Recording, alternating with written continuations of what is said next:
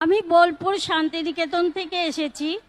আমি এই জিতের সঙ্গে আজ 18 বছর ধরে যুক্ত।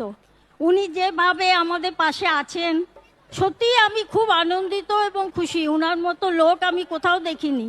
আমার ছেলে অসুস্থ বলতে তার টিটেনাস হয়ে গিয়েছিল যখন জন্মগ্রহণ করে।